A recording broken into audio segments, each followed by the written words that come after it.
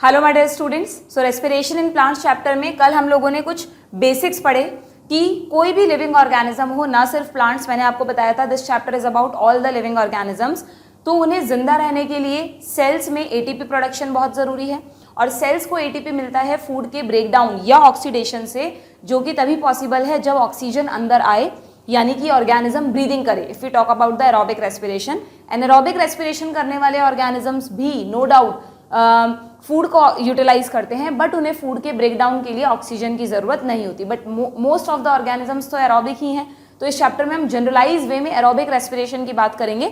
हाँ, एक सेगमेंट है जहाँ पर हम फर्मेंटेशन यानी एनारोबिक रेस्पिरेशन भी पढ़ेंगे। ठीक है, चलिए तो देखते हैं।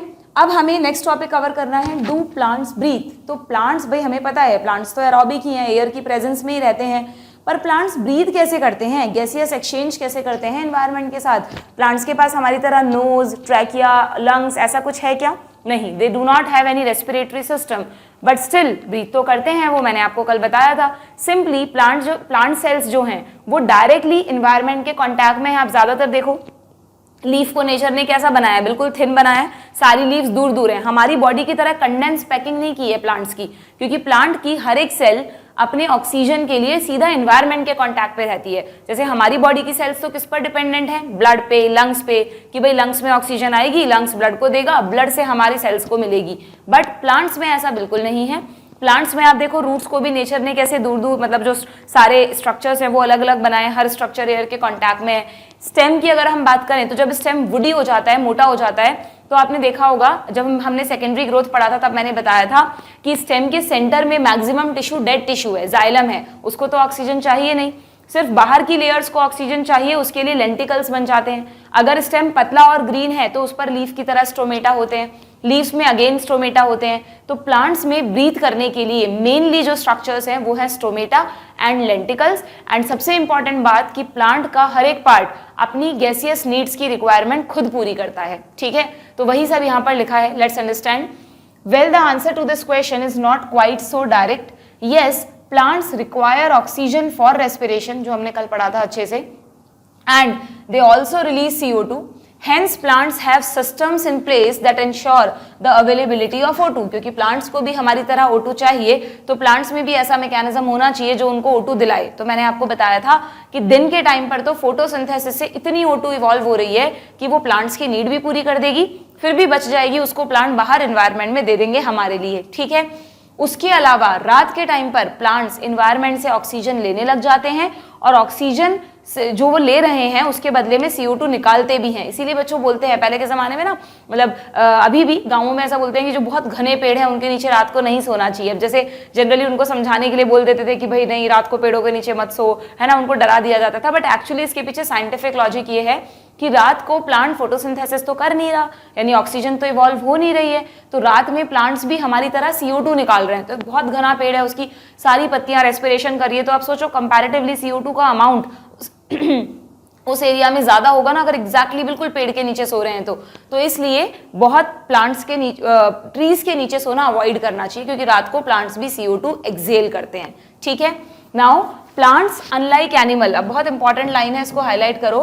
Plants unlike animals have no specialised organs for gaseous exchange, but they have stomata and lenticels for this purpose. हमारी तरह उनके पास कोई बहुत स्पेशलाइज्ड स्ट्रक्चर्स, ऑर्गन्स नहीं है, but yes they have stomata and lenticels. Lenticels किस में होंगे? जो सेकेंडरी ग्रोथ कर लेगा। Clear? There are several reasons, हाँ अब इस पर भी क्वेश्चन बनता है। There are several reasons why plants can get along without respiratory organ, कि प्लांट्स के पास रेस्पिरेटरी ऑर्गन्स तो है नहीं उनकी, मैंने आपको कहा कि उनमें जो है हर सेल अपने अपना ऑक्सीजन का इंतजाम खुद करेगी। तो प्लांट्स इतनी कम ऑक्सीजन के साथ जिंदा रह लेते हैं क्या? बिल्कुल रह लेते हैं। क्यों? क्योंकि प्लांट्स में मैंने आपको बताया मैक्सिमम टिश्यू जो हैं, इंटरनल टिश्यूज, वो डेड हैं, और अगर लिविंग है तो भी देखो ना उनकी ऑक्सीजन रिक्वायरमेंट कितनी कम है। हमें चलने फिरने के लिए, मसल्स मूवमेंट के लिए लिवर, किडनी, ब्रेन, ये सब सिस्टम्स हमारे हमेशा काम करते रहते हैं। अगर हम सो रहे हैं तो भी लिवर, किडनी, ब्रेन सब एक्टिव रहते हैं, तो उनको हर समय ऑक्सीजन चाहिए। बट प्लांट्स में इस तरह के ऑर्गन्स नहीं हैं, तो वैसे भी प्लांट्स की रेस्पिरेटरी नीड्स बहुत कम है। तो यहाँ पर 3 रीजंस दिए हैं आपको कि प्लांट बिना किसी स्पेशलाइज्ड लंग्स के, रेस्पिरेटरी ऑर्गन के भी सर्वाइव कर जाते हैं। क्यों? पहला reason, each part of plant take care of its own gaseous need. हर पार्ट अपना अपना ध्यान खुद रखेगा। There is very little transport of gases, ये नहीं कह रहे कि बिल्कुल ही नहीं है।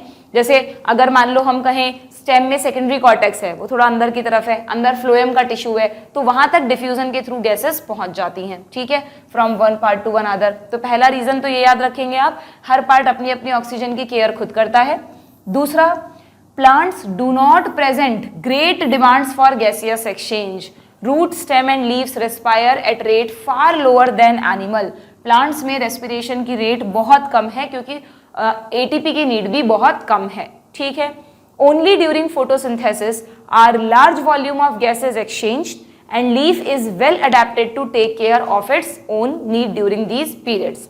When cell photosynthesize हम पढ़ चुके हैं, availability of O2 is not a problem. photosynthesis he oxygen बना बना के दे देगा in these cells since O2 is released within the cell. तो उस समय तो है ही नहीं, और बाकी जब फोटोसिंथेसिस नहीं हो रहा तब भी ना के बराबर यूज है एटीपी का, तो इसलिए बहुत कम रेट ऑफ रेस्पिरेशन से भी उनका काम चल जाता है, ठीक है। एंड तीसरा कारण, third cause, the distance that gases must diffuse even in large bulky plants is not great. ये तीनों पॉइंट्स ना बहुत ज्यादा कोरिलेटेड है, इंटर रिलेटेड, इनको पढ़ने पर लगता है एक ही तो बात हो रही है, बट थोड़ा सा आपको ध्यान रखना है। पहला रीजन, हर पार्ट अपनी अपनी ऑक्सीजन की रिक्वायरमेंट खुद पूरी कर रहा है।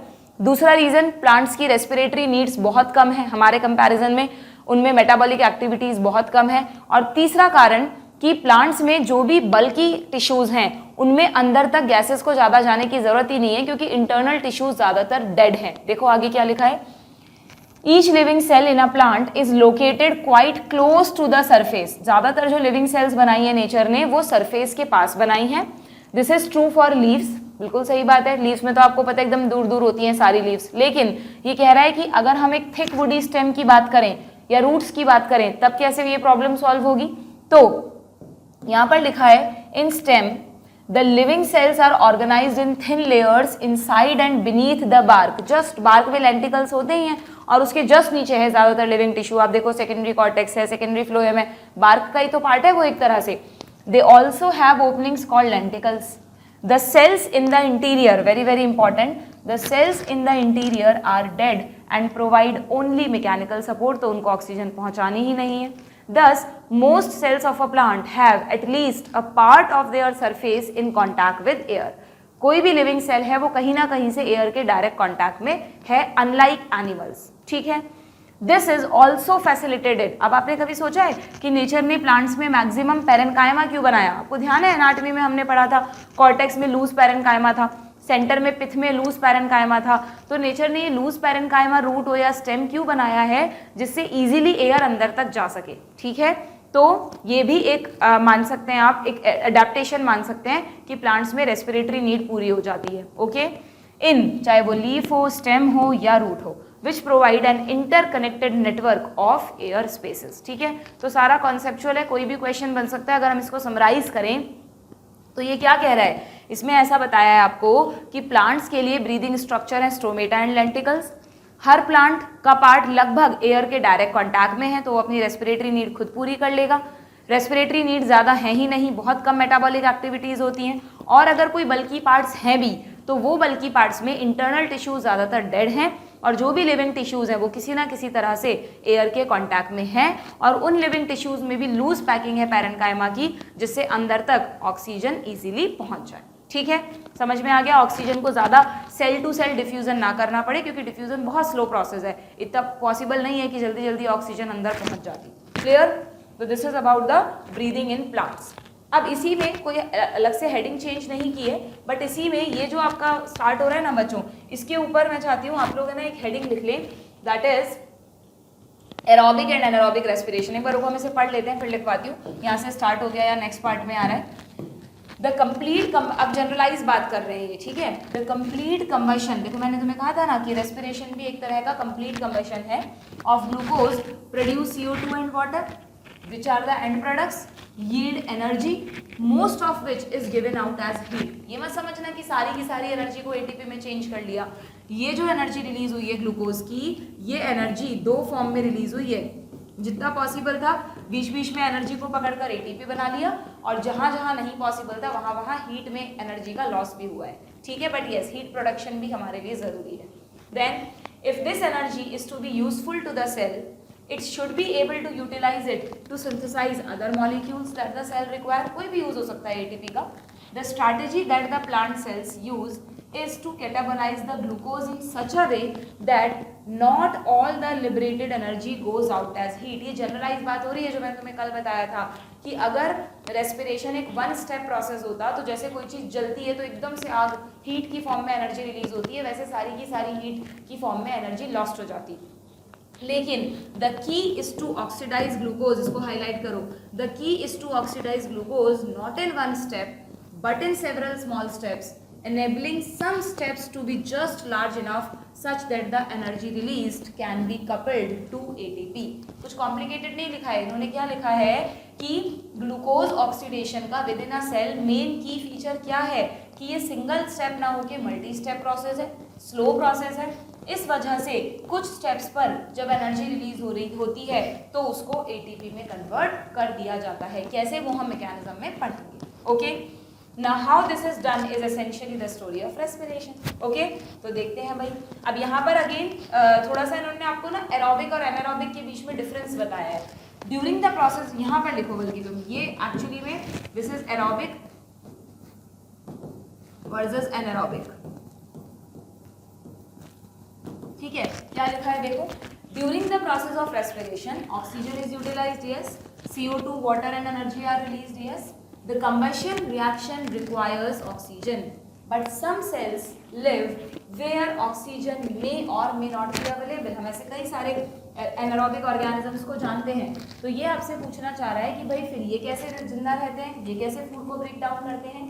Can you think of such situations where oxygen is not available. बहुत सारी ऐसी जगह है, कोई भी डब्बा, आजकल तो पैक्ड फूड्स बहुत यूज होते हैं, डब्बे में बंद रहते हैं टाइटली, वहाँ पर ऑक्सीजन नहीं है। कोई भी ऐसी जगह जहाँ पर ऑक्सीजन, जैसे यस हमारा इंटेस्टाइन, ह्यूमन, आपको पता है जितने भी ह्यूमन इंटेस्टाइन के पैरासाइट्स हैं, कोई बैक्टीरिया अगर इंटेस्टाइनल डिजीज कर रहा है, कोई वॉर्म कर रहा है, तो बहुत जरूरी है वो एनारोबिक हो, क्योंकि हमारी जो इंटेस्टाइन है, कभी तुमने सोचा इंटेस्टाइन को मैं एनारोबिक क्यों बोल रही हूँ, बॉडी के अंदर है फिर भी, क्योंकि अगर ये हमारी इंटेस्टाइन है बच्चों, स्टमक इंटेस्टाइन कुछ भी हो, कोई भी हॉलो ऑर्गन है हमारा, तो ये इसकी सेल्स होती हैं, है ना।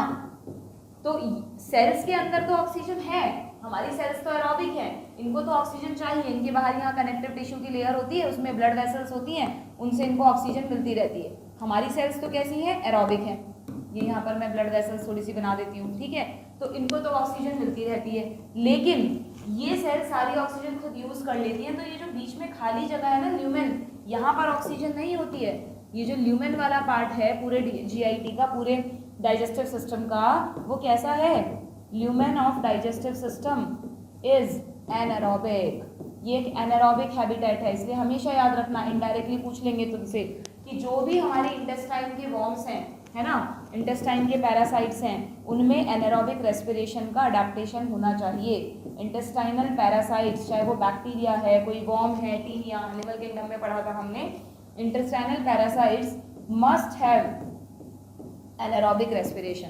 हो सकता है डुअल नेचर हो उनका, कि जब वो एनवायरनमेंट में रहते हैं तब तो वो क्या करते हैं, एरोबिक करते हैं, बट इंटेस्टाइन में वो एनारोबिक में भी जिंदा रह लेंगे, ठीक है। और फंजाई बहुत सारे हैं जो ऐसी जगहों पर रहते हैं जहाँ एनारोबिक एनवायरनमेंट है, ठीक है, ऑक्सीजन नहीं पहुँच रही पूरी। तो क्या लिखा है इन्होंने, पहले तो उन्होंने कुछ सिचुएशन पूछी है जो हमने बता दी।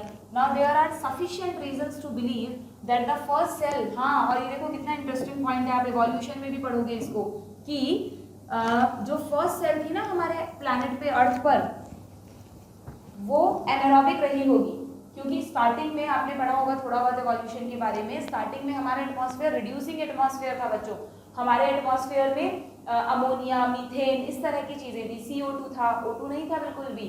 फिर वो तो O2 पता है कब बना, जब धीरे धीरे फोटोसिंथेटिक बैक्टीरिया बने सबसे पहले, BGA, उन्होंने ऑक्सीजन इवॉल्व करनी शुरू की, तब जाके अर्थ पे ऑक्सीजन आई, वरना पहले तो अर्थ पे ऑक्सीजन ही नहीं थी। और अगर हम कह रहे हैं कि फोटोसिंथेटिक बैक्टीरियल सेल बनी, तो वो फर्स्ट सेल नहीं थी, उससे पहले, ऐसा मानते हैं बायोलॉजिस्ट, कि उससे पहले एनारोबिक सेल्स बनी थी। बैक्टीरिया में कौन बने थे पहले, एनारोबिक बैक्टीरिया बने थे, फिर उनसे इवॉल्व होकर एरोबिक बैक्टीरिया बने, तब जाके उन्होंने ऑक्सीजन इवॉल्व की, ठीक है। तो यहाँ पर क्या लिखा है, first cell on this planet lived in an atmosphere that lacked oxygen. Detail हम इवोल्यूशन में पढ़ेंगे। Okay, even among present day living organisms we know of several that are adapted to anaerobic conditions. Some of these organisms are, अब यहाँ पे आपको दो तरह के एरोब्स बताए हैं। कौन से दो तरह के एरोब्स होते हैं बच्चों? एक तो होते हैं फैकल्टेटिव एनारोब्स, सॉरी एनारोब्स बोल रही, एनारोब्स की बात हो रही है। एक तो होते हैं फैकल्टेटिव एनारोब्स और एक होते हैं ऑब्लिगेट एनारोब्स। ऑब्लिगेट एनारोब्स का मतलब क्या होता है? क्या है क्या? ये रहा ऑब्लिगेट। ऑब्लिगेट एनारोब्स का मतलब होता है वो एनारोबिक जिनको, जो ऑक्सीजन की प्रेजेंस में मर जाएंगे। ऑक्सीजन अगर उन्हें दे दी ना तो उनके लिए पॉइजनस कंडीशन हो जाएगी, दे डाई। उसको कहते हैं ऑब्लिगेट एनारोब, यानी बिना, यानी वो ऑक्सीजन की प्रेजेंस में जिंदा नहीं रह सकते। बट मोस्ट ऑफ द जो एनारोबिक है ना, उनको नेचर में बनाया है फैकल्टेटिव एनारोब। यहाँ पर आप बिल्कुल शॉर्ट में मीनिंग लिख लेना। फैकल्टेटिव एनारोब का मतलब होता है विच कैन लिव विद और विदाउट ऑक्सीजन। कितनी बढ़िया बात है ना, विद और, अगर ऑक्सीजन है तो भी रह लेंगे, ऑक्सीजन नहीं है तो भी जिंदा रह लेंगे। अगर ऑक्सीजन है तो फूड का एरोबिक ब्रेक डाउन कर लेंगे, नहीं है तो फूड के एनारोबिक ब्रेक डाउन से इतनी एनर्जी तो बना ही लेंगे कि उनका काम चल जाए। ठीक है, आपने जैसे प्लांट फिजियोलॉजी में से वो हटा दिया ना मिनरल न्यूट्रिशन चैप्टर, तो वहाँ पे नाइट्रोजन फिक्सेशन पढ़ते थे, तो उसमें आता था कि रूट नोड्यूल्स के अंदर जब नाइट्रोजन फिक्सर्स जाते हैं तो वहाँ पर एनारोबिक कंडीशंस होती हैं, तो वो कैसे सर्वाइव करते हैं? क्योंकि वो एनारोबिक भी हैं। जब तक सॉइल में होते हैं तब तक एरोबिक, जब रूट नोड्यूल के अंदर पहुंच जाते हैं तो एनारोबिक बन जाते हैं। तो ऐसे ऑर्गेनिजम्स क्या कहलाएंगे? Facultative anaerobe. इसके एग्जांपल्स लिख लो तुम। एक तो हो गया राइजोबियम बैक्टीरिया जो कि नाइट्रोजन फिक्सर है। एक तुम्हें ध्यान है माइकोप्लाज्मा। माइकोप्लाज्मा में एक स्टेटमेंट आया था they can live without oxygen, तो ये ऑक्सीजन में भी रह सकते हैं, विदाउट ऑक्सीजन भी रह सकते हैं। ये मैंने आपको फैकल्टेटिव के एग्जांपल्स बताए हैं। ठीक है, ऑब्लिगेट का कोई एग्जांपल जैसे अगर जानना चाहते हो तो वैसे खुद से पूछेंगे नहीं। टिटनेस का बैक्टीरिया होता है क्लॉस्ट्रीडियम टिटानी। ठीक है, टिटनेस एक डिजीज होती है, पढ़ेंगे उसके बारे में आगे।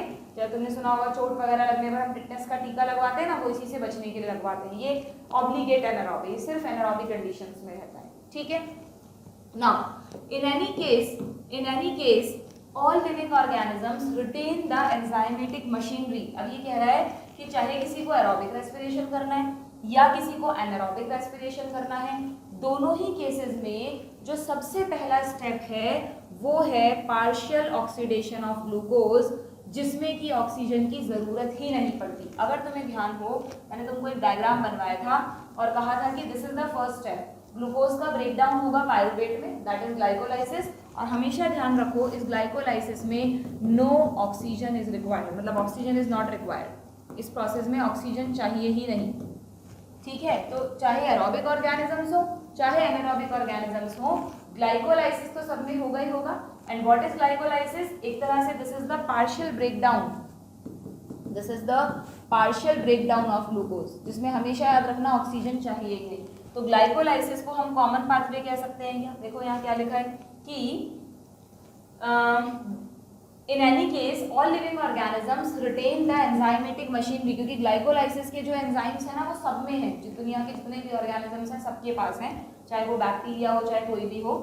To partially oxidise glucose without the help of oxygen, this breakdown of glucose to pyruvate is called glycolysis. इस ब्रेकडाउन को क्या कहते हैं? ग्लाइकोलाइसिस। ठीक है, तो ग्लाइकोलाइसिस के बारे में सबसे पहले यहाँ पर एनसीईआरटी में दे रखा है। तो अब हमें इस चैप्टर में क्या पढ़ना है? हमें इस चैप्टर में पहले तो हम कॉमन पाथवे पढ़ लेंगे, दैट इज ग्लाइकोलाइसिस। फिर ग्लाइकोलाइसिस के बाद अगर किसी को एनारोबिक रेस्पिरेशन करना है तो आपको पता है उसको क्या करना होगा? सिंपली फर्मेंटेशन, तो हम फर्मेंटेशन पढ़ेंगे। अगर एरोबिक रेस्पिरेशन करना है तो क्या करना होगा? क्रेब्स साइकिल और ईटीएस, तो उसके बाद हम ये पढ़ेंगे। ठीक है, बहुत सिंपल है, अगर आप चीज़ों को लॉजिकली समझते जाओगे तो उलझोगे नहीं। चलो, तो सबसे पहले ग्लाइकोलाइसिस के बारे में पढ़ लेते हैं। क्या ग्लाइकोलाइसिस का दूसरा नाम कॉमन पाथवे है? कह सकते हैं ग्लाइकोलाइसिस को कॉमन पाथवे। एक नाम और बता देती हूँ, इसको कहते हैं ईएमपी पाथवे। ईएमपी पाथवे में ई, एम और पी, ये तीन साइंटिस्ट हैं जिन्होंने इस प्रोसेस का पता लगाया था। क्या लिखा है देखो, glycolysis was given by Embden Meyerhof Parnas. बस पूरा नाम पढ़ने की जरूरत नहीं है। E for Embden, M for Meyerhof, P for Parnas. तो किसने दिया था ये पाथवे? इन तीनों ने, इसलिए इस पाथवे को ईएमपी पाथवे कहते हैं। ग्लाइकोलाइसिस वर्ड कहाँ से बना हुआ है? ग्रीक वर्ड ग्लाइकोस, जिसका मतलब है शुगर, और लाइसिस का मतलब स्प्लिटिंग, ब्रेक डाउन हो रहा है शुगर्स का, ग्लूकोज का, simply. Now in anaerobic organisms, अगर हम एनारोबिक ऑर्गेनिजम्स की बात करें तो हम ऐसा कह सकते हैं क्या कि it is the only process in respiration. देखो इंपॉर्टेंट लाइन है, आप हाईलाइट कर सकते हो, क्योंकि अगर हम रेस्पिरेशन के मेन 3 स्टेप देखें, ग्लाइकोलाइसिस, क्रेब्स साइकिल और ईटीएस, तो क्रेब्स साइकिल और ईटीएस तो करना ही नहीं है एनारोबिक वालों को। उनने ग्लाइकोलाइसिस किया और मैंने आपको क्या कहा, बस पायरुवेट को खत्म करने के लिए पायरुवेट का जो ब्रेक डाउन होता है उसको हम क्या कह देते हैं, फर्मेंटेशन। फर्मेंटेशन क्या देते हैं ना, उसको ये लिखा था हमने।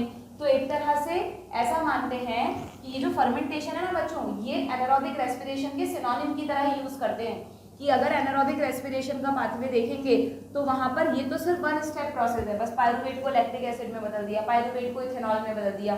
जो मेन प्रोसेस है वो तो सिर्फ ग्लाइकोलाइसिस ही है।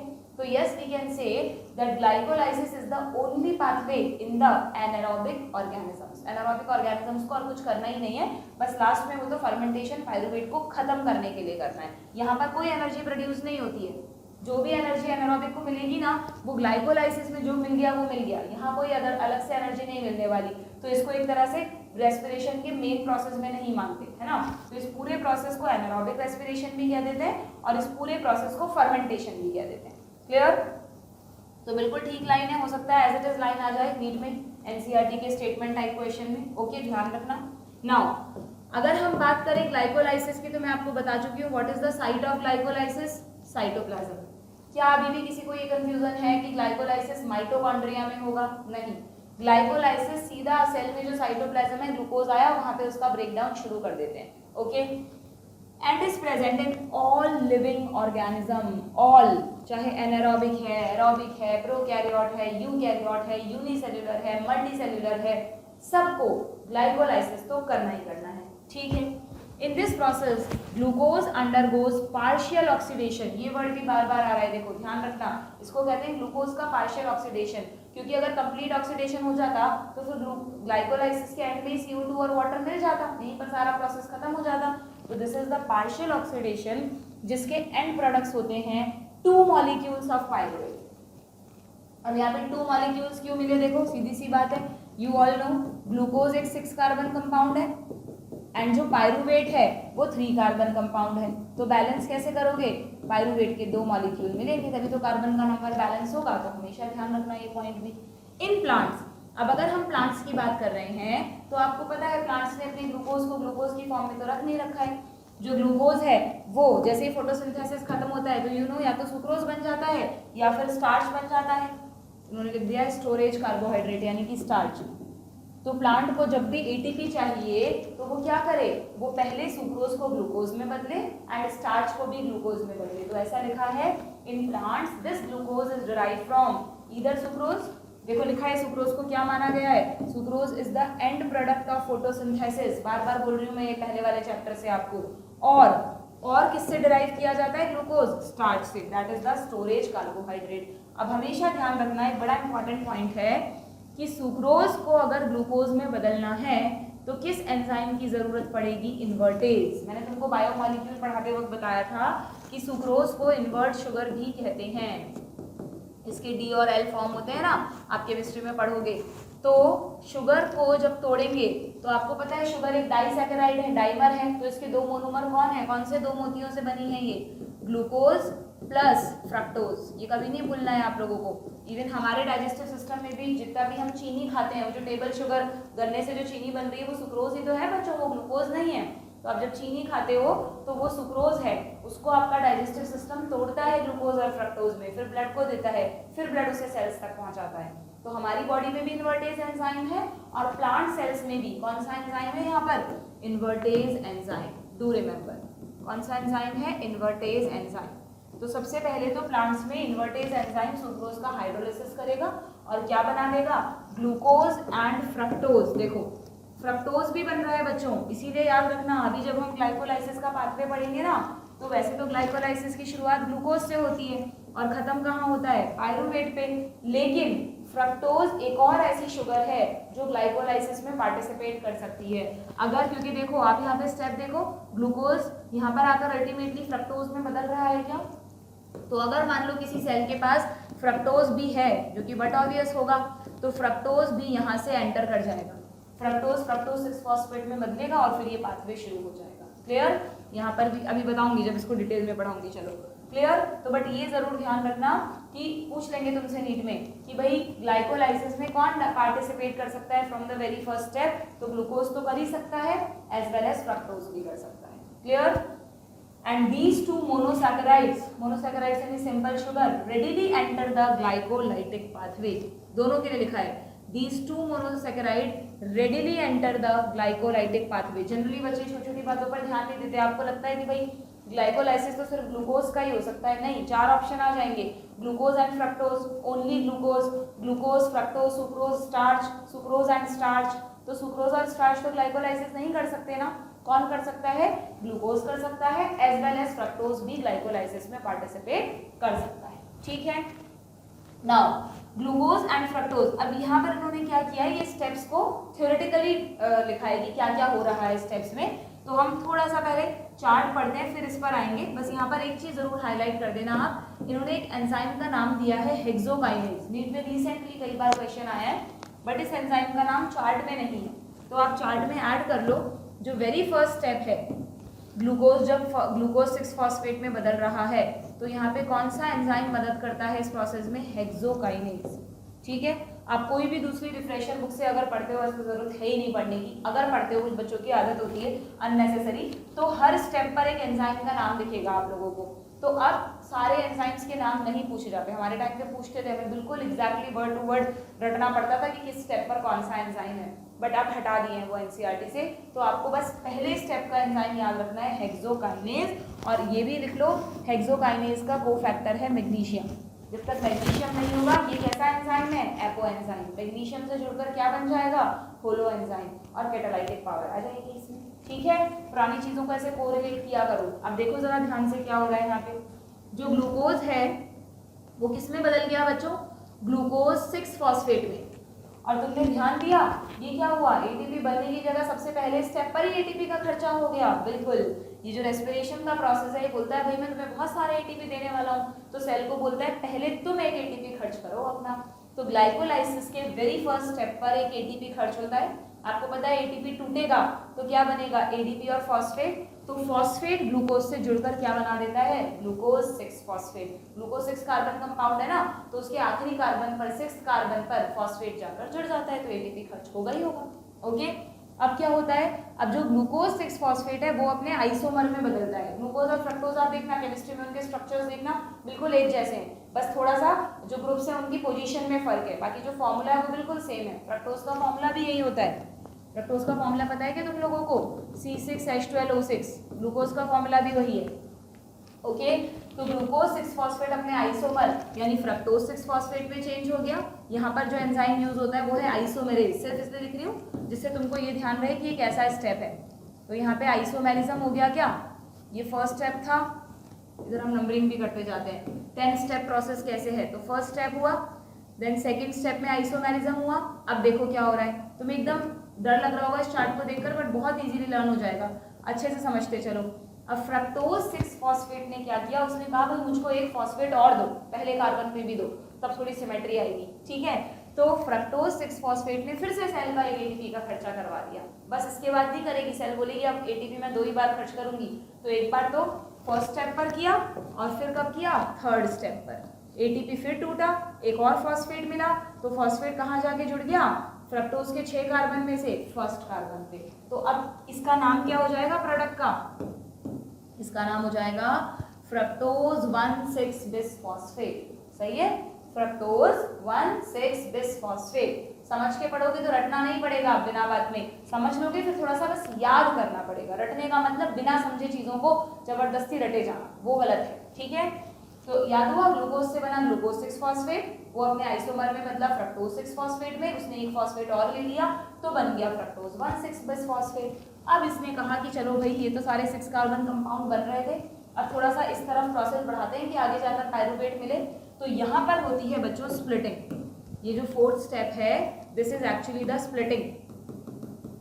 ठीक है, इसमें क्या हो रहा है? स्प्लिटिंग हो रहा है। देखो स्टेप्स के नाम पढ़ लोगे ना तो तुम्हें बहुत इजीली चीजें याद हो जाएगी। एक तरह से फर्स्ट स्टेप पर हुआ था फॉस्फोराइलेशन, किसका फॉस्फोराइलेशन हुआ था? ग्लूकोज का, क्योंकि उससे फॉस्फेट ग्रुप जुड़ गया। सेकेंड स्टेप पर क्या हुआ है? आइसोमेरिज्म। थर्ड स्टेप पर क्या हुआ है? फिर से फॉस्फोराइलेशन हुआ है, एक फ्रक्टोज और जुड़ा है ना, और तो इसका मतलब एटीपी कहाँ खर्च होगा बताओ? जहां पर फॉस्फोराइलेशन करना है। तुमसे पूछ लें कि भाई एटीपी कहाँ खर्च होता है, तो एक तो फर्स्ट स्टेप पर खर्च होता है, एक थर्ड स्टेप पर खर्च होता है। एटीपी टूट रहा है, यहाँ पे एटीपी स्पेंड हो रहा है, ठीक है क्या?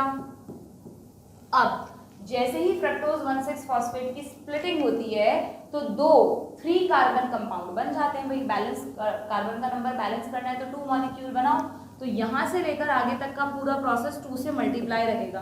कर रखा है इन्होंने हर जगह 2 से मल्टीप्लाई कर रखा है क्या? देखो ये रहा, 2 से मल्टीप्लाई कर रखा है। यहाँ शायद 2 लगाना भूल गए, ये ठीक है, या वो इसलिए भी नहीं लगाया कि उन्होंने यहाँ पर है ना 2 मॉलिक्यूल दिखा दिए। ये दो क्या है, जरा ध्यान से देखना। यहाँ पर लिखा हुआ है, क्या लिखा हुआ है? ग्लिसरैल्डिहाइड 3 फॉस्फेट, और यहाँ लिखा हुआ है डाइहाइड्रोक्सी एसीटोन फॉस्फेट। इसको तुम याद रखोगे DHAP, और ये तुम्हारा वही फोटोसिंथेसिस वाला PGAL है। भूल गए क्या? देखो बस नाम बदल के लिख दिया। वहां पे हमने फुल फॉर्म करा था 3 फॉस्फोग्लिसरैल्डिहाइड, यहाँ पर लिख दिया ग्लिसरैल्डिहाइड 3 फॉस्फेट। कंफ्यूज होने की जरूरत नहीं है, आप इसको 3 फॉस्फोग्लिसरैल्डिहाइड भी लिख सकते हो, एक ही तो बात है।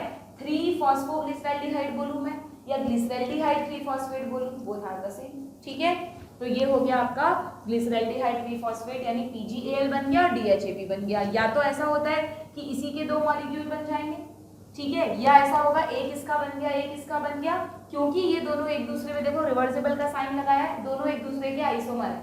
ये इसमें बदल सकता है, ये इसमें बदल सकता है, बट रिएक्शन को कैरी फॉरवर्ड कौन करेगा? PGAL।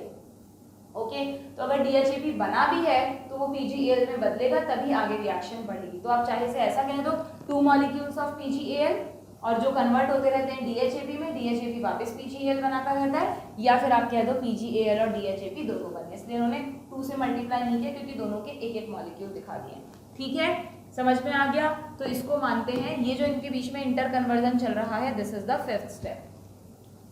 ओके, क्लियर हो गई बात यहाँ तक? DHAP और PGAL से ध्यान रखना। थोड़ा सा एक बार मैं तुम्हें बैक में ले जा रही हूँ। जब हमने फोटोसिंथेसिस पढ़ा था, तो अगर किसी को याद है तो हमने कहा था कि भाई जो RUBP है उसके कार्बोक्सिलेशन से 3 PGA बना था, याद है? फिर 3 PGA के रिडक्शन से 3 PGAL बना था। भूल गए या फिर इतनी जल्दी केल्विन साइकिल? याद तो होगा। इसको हमने रिडक्शन कहा था, मैंने तुम्हें कहा था एसिड के रिडक्शन से एल्डिहाइड बनता है, और रिडक्शन के दौरान क्या खर्च हुआ था? रिडक्शन के दौरान खर्च हुआ था NADH2 NADPH, जिससे NADP रह गया था। इसने रिड्यूसिंग एजेंट की तरह किया था ना, ATP भी खर्च हुआ था। तो यहाँ का जस्ट रिवर्स होने वाला है। यहाँ पर देखो जरा, यहाँ पर PGAL यहाँ बाद में बना था, यहाँ PGAL पहले से ही बना हुआ है, और PGAL को देखना जरा यहाँ क्या बनाया है फाइनली। इस PGAL ने 3 PGA बनाया है क्या? इसको लिखो, शॉर्ट फॉर्म लिखोगे तो ही याद रहेगा। दिस इज 3 PGA, 3 PGAL से 3 PGA बनाना है, बट बीच में एक स्टेप और है कि जो 3 PGAL है ये पहले क्या करता है? 1,3 bis PGA में बदलता है। इसकी शॉर्ट फॉर्म लिखो 1,3 PGA। सिर्फ इतना सा फर्क है इन दोनों में, इसके पास 2 फॉस्फेट ग्रुप है, इसके पास एक ही फॉस्फेट है। बाकी यहीं पर एसिड तो बन गया ना, तो एल्डिहाइड किस में बदल रहा है? एसिड में। तो क्या मैं इस स्टेप को ऑक्सीडेशन कह दूं? इसका जस्ट उल्टा हो गया क्या? ये वाला जो स्टेप है इसको ऑक्सीडेशन कह दें। वहां पर जब एसिड से एल्डिहाइड बना था तो आपने कहा था रिडक्शन, यहाँ पर एल्डिहाइड से एसिड बनाया है तो क्या हो जाएगा?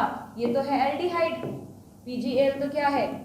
एल्डिहाइड है, और PGA क्या है? एसिड है। तो अगर एल्डिहाइड एसिड में बदलेगा तो उसको हम कह देंगे ऑक्सीडेशन। और ऑक्सीडेशन का मतलब क्या होता है? लॉस ऑफ इलेक्ट्रॉन या लॉस ऑफ हाइड्रोजन। तो इस स्टेप पर loss of electron and loss of hydrogen होगा क्या? तो यहाँ पर NAD से NADH2 बनेगा, इसका जस्ट उल्टा। वहाँ NADH2 से NAD बना था, यहाँ NAD से NADH2 मिलेगा। तो हमेशा ध्यान रखना बच्चों, जितने भी आपने फोटोसिंथेसिस में पढ़ा था वहाँ पे सब में P आ रहा था, क्योंकि फोटोसिंथेसिस में क्लोरोप्लास्ट में ये वाला किस फॉर्म में होता है? NADP की फॉर्म में। लेकिन माइटोकॉन्ड्रिया में या रेस्पिरेशन के रेफरेंस में आप जितने भी NAD पढ़ोगे उन सब में P नहीं लगाना, ऐसे याद रखो, P फॉर फोटोसिंथेसिस वाला P है तो फॉस्फेट के लिए, ठीक है। तो NADP की बात हो रही है तो फोटोसिंथेसिस की बात हो रही है, NAD की बात हो रही है तो रेस्पिरेशन की बात हो रही है, और कोई फर्क नहीं है, फुल फॉर्म बिल्कुल सेम है, वही nicotinamide adenosine dihydrogen phosphate dinucleotide, ये नाम था ना, बस यहाँ फॉस्फेट मत लगाओ, निकोटिनामाइड एडिनोसिन डाइन्यूक्लियोटाइड, ठीक है क्या। और एक और बात ध्यान रखो, आप कहोगे मैम NADH2 क्यों मिला, यहाँ क्या फायदा है, भाई वहां तो लाइट रिएक्शन में NADH2 मिला था और डार्क रिएक्शन में काम आ गया था, यहाँ पर बच्चों ये NADH2 तो सेल के लिए वरदान है, ये तो डॉलर की तरह है, ATP जब जब मिलेगा वो तो रुपीज है, बट NADH2 को मैं बच्चों को बोलती हूँ कि दीज आर डॉलर्स, क्योंकि एक NADH2 का मॉलिक्यूल आगे जाकर 3 ATP देगा सेल को, जैसे $1 में ज्यादा रुपीज होते हैं ना, तो एक NADH2 सेल जितने भी NADH2 बनाएगा ग्लाइकोलाइसिस के दौरान या क्रैब साइकिल के दौरान, वो सब कन्वर्ट किए जाएंगे ATP में, और एक NADH2 की कीमत कितने ATP के बराबर है, 3 ATP के बराबर, ठीक है। तो जहां जहां NADH2 मिलेंगे सेल को, वहां वहां सेल को एनर्जी रिच कंपाउंड मिल रहा है, ये समझ लो तुम, ठीक है। तो ऑक्सीडेशन वाले स्टेप पर NAD+ किस में कन्वर्ट हो जाएगा, NADH2 में, पहला फायदा हो गया सेल को, ठीक है। अभी तक तो कहीं ATP तो मिला नहीं, बल्कि 2 ATP खर्च ही हुए थे, बट अब सेल को एक NADH2 मिल गया है। और अब तुम सोचो, अगर हम एक के रेफरेंस में बात कर रहे हैं तो एक मिला है ना, अगर दोनों मॉलिक्यूल पार्टिसिपेट करेंगे तो 2 मिलेंगे, तो टोटल कितने NADH2 मिले हैं, टोटल 2 NADH2 मिले हैं, इसको भी 2 से मल्टीप्लाई कर दो, ठीक है। तो ये आपको मिल गया पहला प्रोडक्ट, दैट इज NADH2, ठीक है। क्या बन गया, एल्डिहाइड से एसिड, लेकिन जो एसिड बना है वो अपने साथ एक और फॉस्फेट लेकर बना है, कहीं से भी ले लिया उसने फॉस्फेट, अब की बार ATP ने कुर्बानी नहीं दी, उसने कहा मैं और ATP नहीं दे सकता, कहीं और से उठा लो तुम फॉस्फेट, ठीक है। तो क्या बन गया, तो बन गया 1,3-bis PGA, ठीक है क्या, जो कि एक तरीके की ट्रायोज बिस फॉस्फेट है। यहाँ पर हमने इसको लिखा था ना ट्रायोस फॉस्फेट, कोई भी ऐसी शुगर जिसके पास 3 कार्बन है और फॉस्फेट ग्रुप है उनको ट्रायोस फॉस्फेट कहते हैं। तो देखो ये एक ट्रायोस फॉस्फेट है, ये भी एक ट्रायोस फॉस्फेट है, ये भी एक ट्रायोस फॉस्फेट है, ये ट्रायोस बिस फॉस्फेट है, ठीक है। ऐसे क्वेश्चन बना देंगे भाई ट्रायोस फॉस्फेट बताओ इनमें से ऑप्शंस में से कौन कौन है, ठीक है। तो हर वो चीज जिसमें 3 कार्बन है, शुगर है वो, मतलब ये ट्रायोस है, और प्लस क्या रखता है अपने साथ, अपने पास फॉस्फेट ग्रुप रखता है, तो वो ट्रायोस फॉस्फेट हुआ, ठीक है। अब बड़ा आसान है, अब 1,3/PGA 3 PGA में बदला तो देखना जरा एक फॉस्फेट कम हो गया क्या, तो जैसे ही इसने एक अच्छा यहाँ पर मैं एक चीज और लिख रही हूँ कि ये जो ऑक्सीडेशन वाला स्टेप था, इसको ऑक्सीडेशन क्यों कहा, क्योंकि loss of electron and hydrogen ions, इन्हीं हाइड्रोजन और इलेक्ट्रॉन्स को उठाकर NAD ने NADH2 बनाया है, डू रिमेंबर, ठीक है। तो अब जब 1,3/PGA 3 PGA में बदला तो फॉस्फेट निकला, यहाँ फॉस्फेट लेना था, यहाँ निकला है, उस फॉस्फेट को पकड़कर ADP ने क्या बना दिया, ATP बना दिया, क्या बना दिया, ATP। तो ये जो 7th स्टेप है वेरी वेरी इंपॉर्टेंट, यहाँ पर ATP फॉर्मेशन हुआ है, पहला ATP मिला है सेल को, और क्या मैं इसको भी 2 से मल्टीप्लाई कर दूं तो इसमें आपको टोटल कितने ATP मिल गए, टोटल 2 ATP मिल गए। तो 7th स्टेप पर हो गया ATP फॉर्मेशन, ठीक है। देन अब देखो 3 PGA, जो भी ये सब एंजाइम मीडिएटेड होता है, आप ऐसा नहीं कह सकते कि मैम सीधा पायरुवेट क्यों नहीं बन गया, जो भी सेल को एंजाइम डालने थे सेल में नेचर ने डाले हैं, एंजाइम से स्टेप बाय स्टेप चीजें कन्वर्ट हो रही है जिससे एनर्जी को प्रोडक्टिव फॉर्म में चेंज कर सके, ओके। अब जो 3 PGA है वो देखो किस में बदल गया जरा, 2 PGA में, 3 PGA से क्या बना देना है, 2 PGA, 2 PGA से बना देना है पेप, याद है C4 साइकिल में पेप प्राइमरी CO2 एक्सेप्टर, देखो यहाँ पे मैंने कहा था ना दोनों चैप्टर्स इंटरलिंक्ड है, तो यहाँ पर पेप बना, और पेप आपको याद है C4 साइकिल में पेप को रीजनरेट करना था, तो पायरुविक एसिड C3 एसिड बना था, उसने रीजनरेट किया था पेप को, यहाँ पर पेप को पायरुवेट बनाना है, तो पेप मतलब फॉस्फोइनॉल पायरुवेट, पेप भी तो पायरुविक एसिड ही है, उसके साथ फॉस्फो और इनॉल ग्रुप जुड़े हुए हैं, अगर मैं फॉस्फो को हटा दूं, इनॉल को हटा दूं, तो क्या रह गया, पायरुवेट रह गया, पायरुविक एसिड को ही तो पायरुवेट बोलते हैं, एक ही तो बात है, ठीक है क्या, बात समझ में आ गई। तो इस तरह से क्या हुआ, यहाँ पर पायरुवेट का फॉर्मेशन हुआ। और जरा ध्यान से देखो, अगर मैं तुम्हें कह रही हूँ कि फॉस्फो हटा इनॉल हटा, तो इनॉल का तो जो हुआ सो हुआ, फॉस्फो अगर हटा तो फिर से ATP बनाने का मौका मिल गया, तो यहाँ पर फिर से सेल 2 ATP बना लेगी। जब आप इन सबको 2 से मल्टीप्लाई कर रहे हो तो एनर्जी को भी तो 2 से मल्टीप्लाई करो, ठीक है। तो यहाँ पर 7 स्टेप पर एटीपी बना, ये 8 स्टेप था, इसके नाम की जरूरत नहीं है, वैसे ये भी आइसोमर ही है। 3 PGA से 2 PGA क्या है, एक तरीके का आइसोमेरिज्म ही तो है, बस फॉस्फेट की पोजीशन बदल गई। फिर 2 PGA से 9 स्टेप पर क्या हुआ है, फॉस्फोइनॉल पायरुवेट बना है। देखो यहाँ पर वाटर निकला है, ठीक है, याद रख सको तो रख लेना, वैसे इस पे ज्यादा डिटेल में क्वेश्चन नहीं पूछते। यहाँ पर वाटर निकला है, मैं इसको डिहाइड्रेशन लिख देती हूँ, ठीक है, एग्जैक्टली साइंटिफिक स्टेप लिखने की जरूरत नहीं है। और लास्ट जो 10th स्टेप पर है, जाते जाते भी ये फिर से एटीपी दे गया। तो अगर आपसे पूछें कि ग्लाइकोलाइसिस के पूरे प्रोसेस में कहाँ एटीपी मिलता है, तो do remember at the 7th step and at the 10th step. और इन दोनों स्टेप्स को कहते हैं बच्चों substrate level ATP, substrate level phosphorylation. Phosphorylation बताया था कि मैंने फोटोसिंथेसिस पढ़ाते वक्त। फॉस्फोराइलेशन का मतलब होता है एडीपी और फॉस्फेट को जुड़ने से एटीपी का बनना।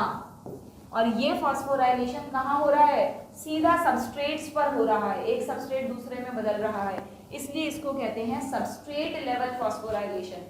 जैसे आप आगे पढ़ोगे जो NADH2 है, इसको भी एटीपी बनाना है अल्टीमेटली, लेकिन ये एटीपी सीधा यहाँ नहीं बनाना, ये तो डॉलर है, तो अगर डॉलर को रुपीज में बदलना है तो आपको उस बैंक में या उस डिपार्टमेंट में जाना पड़ेगा जहाँ करेंसी एक्सचेंज होती है।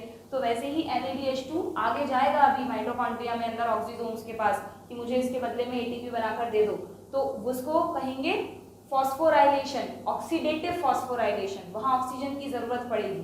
बट यहाँ कुछ भी ऐसा नहीं है, सीधा सीधा एटीपी मिल गया। यहाँ पे जो अर्निंग है वो सीधा रुपीस की फॉर्म में हो रही है, यहाँ पर डॉलर की फॉर्म में हो रही है। तो जहां जहां तुमको पूरे रेस्पिरेशन के प्रोसेस में डायरेक्ट एटीपी मिले, उस स्टेप को लिख देना सबस्ट्रेट लेवल फॉस्फोराइलेशन। नीट में क्वेश्चन आया हुआ है कि सबस्ट्रेट लेवल फॉस्फोराइलेशन कहाँ होता है। तो एक तो ग्लाइकोलाइसिस के 7th और 10th स्टेप पर होता है, और एक जगह हम पढ़ेंगे क्रैब्स साइकिल में होता है। बाकी जितनी भी एटीपी मिलेगी ना सेल को, वो सब डॉलर या कोई और ही करेंसी की फॉर्म में मिलेगी, फिर सेल को कन्वर्ट करना पड़ेगा उसको, ठीक है, समझ में आ गया। देखो याद हुआ क्या, जरा देखना, बिना देखे बोलने की कोशिश करना। ग्लूकोज ने एंटर किया, ग्लूकोज बदला ग्लूकोज 6 फॉस्फेट में, ग्लूकोज 6 फॉस्फेट का आइसोमर फ्रक्टोज 6 फॉस्फेट, उसने एक और लिया फॉस्फेट फ्रक्टोज 1,6 बिस फॉस्फेट, फिर हो गई स्प्लिटिंग, स्प्लिटिंग से बना 3 PGAL एल्डिहाइड को एसिड बनाना है तो ऑक्सीडेशन, ऑक्सीडेशन से भी सीधा 3 PGA नहीं बना, पहले 1,3 बिस PGA बना, फिर वो अपने फॉस्फेट को देगा 7th स्टेप पर और 3 PGA बनाएगा, इस फॉस्फेट से एटीपी बन जाएगा। 3 PGA का आइसोमर 2 PGA से बना पैप, और पैप्स ने जब अपना फॉस्फो हटाया तो बना पायरुवेट, और फॉस्फो को पकड़ के फिर से 10th स्टेप पर बन गई एटीपी। हो गया यार ग्लाइकोलाइसिस। ऐसे 2-3 बार इसको लिख लेना, बना के देख लेना, समझ लेना, फिर कभी नहीं भूलोगे, ठीक है। अच्छा, अब इसमें ये पूछते हैं कि what are the net products, इसके नेट प्रोडक्ट्स बताओ भाई क्या क्या हैं।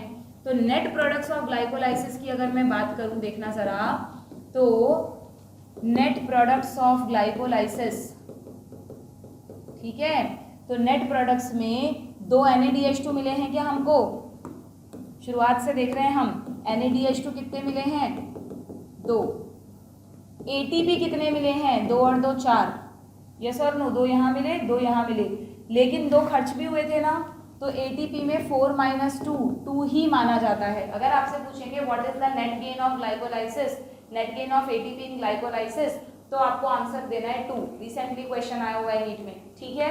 लेकिन अगर पूछेंगे टोटल गेन, तो फिर आप 4 ATP बोल सकते हो। नेट गेन पूछेंगे तो 2 ATP, ज्यादातर नेट गेन पूछा जाता है, ठीक है। और लास्ट में हमको मिले पायरुवेट के 2 मॉलिक्यूल्स, PA पायरुविक एसिड, ठीक है ना। तो ये नेट प्रोडक्ट्स हैं ग्लाइकोलाइसिस के, 2 NADH2, 2 ATP एंड 2 पायरुवेट, बाकी सब तो इंटरमीडिएट प्रोडक्ट्स हैं। क्लियर, याद हो गया कि ग्लाइकोलाइसिस, देखो यहाँ क्या लिख रहा है NCERT में कि शुरुआत कैसे हुई इस प्रोसेस की, glucose and fructose are phosphorylated to give rise to glucose 6 phosphate, जिसमें एंजाइम हेक्सोकाइनेज की जरूरत पड़ी, यहाँ पर मैग्नीशियम आयंस की भी जरूरत होती है। This phosphorylated form of glucose isomerise, देखो स्टेप्स के नाम लिख रखे हैं, isomerise to produce fructose 6 phosphate. Subsequent steps of metabolism are same, ये भी लिखा है इन्होंने कि चाहे ग्लूकोज एंटर करे चाहे फ्रक्टोज एंटर करे, आगे के स्टेप सेम है। तो तुम भी अपनी NCERT में ऐड कर लेना, फ्रक्टोज भी तो 6 कार्बन कंपाउंड है, तो फ्रक्टोज यहाँ से एंटर करेगा, ग्लूकोज ने भी ये बना दिया, आगे का पाथवे बिल्कुल सेम है। और ये भी ध्यान रखना कि जब फ्रक्टोज 6 फॉस्फेट बनाएगा बच्चों, तो इसको भी तो एटीपी चाहिए ना, तो वही सेम खर्चा यहाँ पर भी होगा। इसके भी वेरी फर्स्ट स्टेप्स पर एटीपी एडीपी में टूटेगा, तब जाके फॉस्फेट इससे जुड़ेगा, तो एनर्जी का बिल्कुल सेम कैलकुलेशन होगी। ठीक है, now the various steps are depicted, इन्होंने लिखा नहीं है एक एक स्टेप को, बस इतना सा ध्यान रखो कि it is a chain of 10 reactions under the control of different enzymes takes place to produce pyruvate. While studying the steps of glycolysis, please note the step at which utilization or synthesis of ATP occur. तो बताओ utilization कौन कौन से step पर हुआ है? utilization हुआ है 1 and 3 पर, जबकि synthesis हुआ है कहाँ पर? 7 and 10 पर। और NADH2 कहाँ बना है? NADH2 बना था स्टेप जब ऑक्सीडेशन हुआ था, स्टेप 6 पर, वाइल ऑक्सीडेशन। ठीक है, समझ में आया? क्योंकि ऑक्सीडेशन का मतलब ही है loss of electron, loss of hydrogen. NAD ने पकड़ लिया, NADH2 बना दिया। क्लियर? आगे क्या लिखा हुआ है? ATP इज यूटिलाइज, जो खुद भी लिखा है इन्होंने, ATP is utilise at 2 steps. अब आपसे ना नीट में ऐसे थोड़ा देंगे कि स्टेप 1 and 3, आपको तो याद आना चाहिए कि स्टेप 1 और 3 पर क्या क्या हुआ था, तो वही इन्होंने बताया है कि जब ग्लूकोज 6 फॉस्फेट में बदला, और जब फ्रक्टोज 6 फॉस्फेट फ्रक्टोज 1,6 में बदला, जब भी फॉस्फेट ऐड हुआ है तब एटीपी खर्च हुआ है। इसी तरह बना कब? जब fructose 1,6 bisphosphate is splitting into DHAP and 3PGAL। देखो DHAP और 3PGAL बने थे 5th स्टेप पर, ये 5th स्टेप हो गया स्प्लिटिंग। 5th था कि 6th था? हाँ सॉरी, तो 4th ही था, सॉरी ये था 4th स्टेप। तो जब इसकी स्प्लिटिंग हुई तो यहाँ से अब 3 कार्बन कंपाउंड शुरू हो गए हैं, 3 carbon compound. We find that there is one step where NADH2 is formed from NAD+, वो स्टेप हम पढ़ चुके हैं। ठीक है, कब हुआ था ये? जब PGAL कन्वर्ट हो रहा था bis PGA में। Okay, 2 redox equivalents are removed. ठीक है, इसका क्या मतलब है? 2 redox इक्विवेलेंट्स आर रिमूव्ड का मतलब आप पढ़ते हो केमिस्ट्री में रिडॉक्स रिएक्शन, तो सेम वैसे ही यहाँ पर लॉस ऑफ इलेक्ट्रॉन हुआ। रिडॉक्स इक्विवेलेंट से मतलब हाइड्रोजन आयंस और इलेक्ट्रॉन से है, are removed in the form of 2 hydrogen atoms from PGAL and transferred to a molecule of NAD+। इसको मिल गई ये NAD+ को। PGAL is oxidised with inorganic phosphate to get converted into BPGA, then conversion of BPGA to 3PGA, फिर 3PGA से 2PGA बना, और बीच बीच में क्या हुआ? ATP का फॉर्मेशन हुआ। क्लियर? अनदर ATP कब बना? सबसे लास्ट स्टेप पर, जब पैप किस में बदला? पायरुवेट में। ठीक है, बट यहाँ पर दोनों स्टेप 2 से मल्टीप्लाई हुए, इसलिए हमने कहा 4 ATP मिले और 2 खर्च हुए, तो 2 ATP का नेट गेन हो गया। Can you calculate how many ATP molecule are directly synthesised in this pathway? तो यस, यहाँ पर आप लिख दो 4 - 2 दैट इज 2 ATP। डायरेक्ट यहाँ पे उन्होंने लिख के छोड़ दिया, डायरेक्ट सिंथेसाइज को तुम लिख लेना। डायरेक्ट सिंथेसाइज को क्या कहते हैं? Substrate level phosphorylation. देन ये आपका ग्लाइकोलाइसिस का पाथवे हो गया है कंप्लीट। सो लास्ट में लिखा हुआ है pyruvic acid is the key product of glycolysis and what is the metabolic fate of this pyruvate? इस पायरुवेट का आगे क्या होगा? ये डिपेंड करेगा सेल की नीड पर, जो हमने चार्ट बनाया था कि अगर मान लो 3 मेजर पाथवे हैं इस पायरुवेट के, क्या 3 मेजर पाथवे हैं इसके फेट के? या तो लैक्टिक एसिड बन जाएगा, that is lactic acid fermentation, या अल्कोहल बन जाएगा, दैट इज अल्कोहलिक फर्मेंटेशन, और अगर ऑक्सीजन प्रेजेंट है तो एरोबिक रेस्पिरेशन होने लगेगा। Fermentation takes place under anaerobic condition. किसमें होता है फर्मेंटेशन बताओ?